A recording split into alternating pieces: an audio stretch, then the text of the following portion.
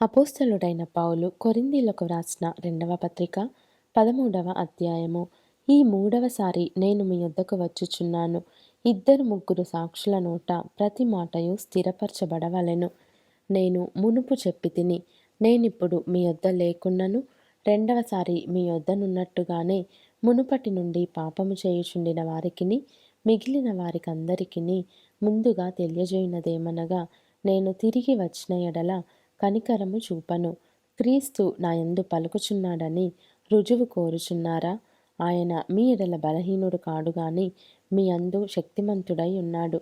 బలహీనతను బట్టి ఆయన సిలువ వేయబడెను గాని దేవుని శక్తిని బట్టి జీవించుచున్నాడు.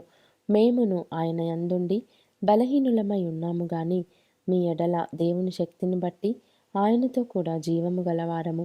మీరు విశ్వాసము గలవారై ఉన్నారో లేదో మిమ్మును మీరే శోధించుకొని చూచుకొనుడి. మిమ్మును మీరే పరీక్షించుకొనుడి. మీరు భ్రష్టులు కాని ఎడల యేసుక్రీస్తు మీలోనున్నాడని మిమ్మును గూర్చి మీరే ఎరుగరా? మేము భ్రష్టులము కామని మీరు తెలుసుకొందురని నిరీక్షించుచున్నాను. మీరు ఏ దుష్కార్యమైనను చేయకుండవలెనని దేవుని ప్రార్థించుచున్నాము. మేము యోగ్యులమైనట్టు కనబడవలెనని కాదు గాని మేము భ్రష్టులమైనట్టు కనబడినను మీరు మేలైనదే చేయవలెనని ప్రార్థించుచున్నాము. మేము సత్యమునకు విరోధముగా ఏమియో చేయనేరము గాని సత్యము నిమిత్తమే సమస్తమును చేయుచున్నాము. మేము బలహీనులమై ఉన్నను మీరు బలవంతులై ఉండిన ఎడల సంతోషించెదము. దీని నిమిత్తమే అనగా మీరు సంపూర్ణులు కావలెననియే ప్రార్థించుచున్నాము.